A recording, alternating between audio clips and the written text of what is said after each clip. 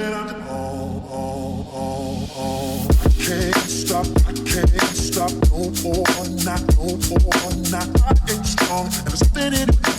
up, guys? It's been a while, but I wanted to make this little video about this new lens I got. It's the Sigma 10 to 18 millimeter 2.8 for APS-C. And yeah, I was looking for a lens to put on my FX30 and use it primarily for gimbal usage. I've normally just run full frame lenses since my primary body is an A7S III, but I just thought the FX30 is a nice compact body. It needs a lens that's small and just easy to use, especially on a gimbal. And I did a bunch of research and I landed on the Sigma 10 to 18.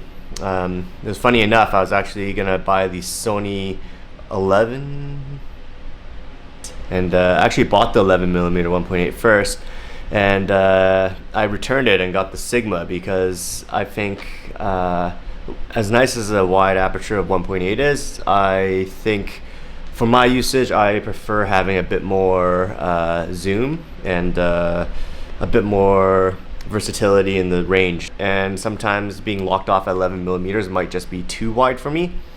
So yeah, I landed on the Sigma. I love it. It's very tiny. Yeah, look at how small that is. Look at how small this little lens is. It's perfect on the gimbal. That's what I'm primarily going to use it for. And yeah, let's show you some shots with it. Actually, why don't we switch over to the Sigma and we can talk a bit more about it. I'll switch it over to my FX30 right here. Just pop it on.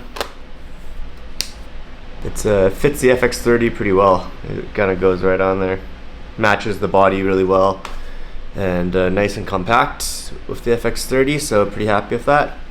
Yeah, why don't we switch over to the FX30 and kind of give you an idea of what this lens looks like. So now we're on the Sigma, and let's zoom out. Boom. So that's 10 millimeters, which is about a 15 millimeter equivalent on full frame. And then at 18 millimeters, boom, we're about at a 25 millimeter equivalent on full frame. But you can see I'm literally an arm's length away right now. And it's so wide, it's pretty cool. Like, you can get some really exaggerated looks. I think if you're gonna pick up this lens, it's perfect for the gimbal, but also perfect if you're a vlogger. So right now we're at the widest setting, 10 millimeters, and then we'll zoom in. There we go. Now we're at 18. But you can see, for vlogging, this is great. I'm holding it just like an arm's length away from myself. And yeah, there's a lot of play here, so you can go a little tighter, but the wide at the 10 millimeters it's really wide. It's a very great lens for vlogging. So let's walk around here.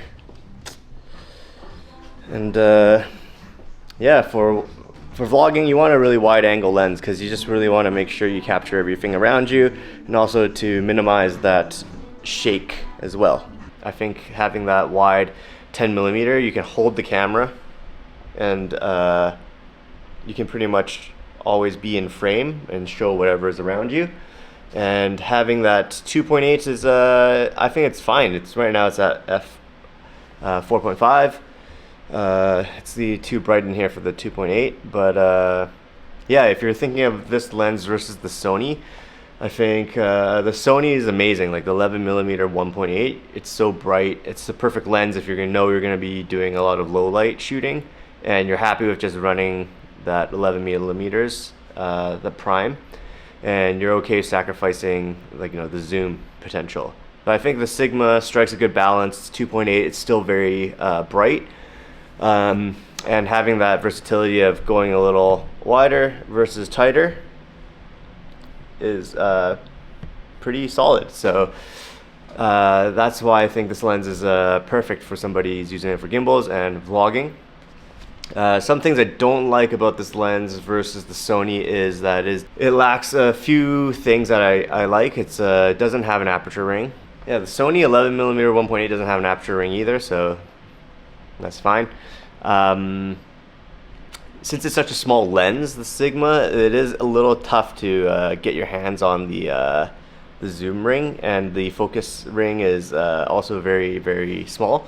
So if you got big hands, you might find it really difficult to use this lens. Yeah, let's see, no aperture ring. There's no autofocus manual focus switch.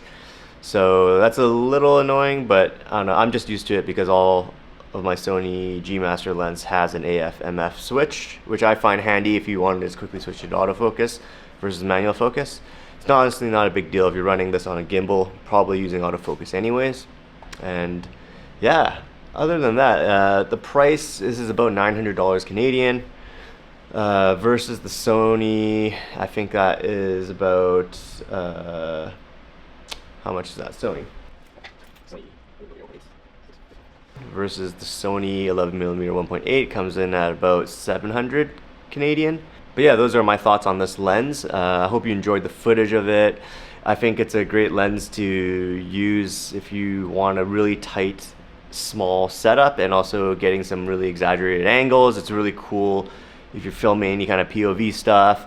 It's really nice if you want to attach this camera to various items to get some like cool like wide angle effects. It's a very unique look, and you would need a small lens package in order to enable you to do that. But yeah, anyways, that's my thoughts on this Sigma 10 to 18mm lens for Sony APS-C. Thanks for watching, guys. See you in the next one. Peace.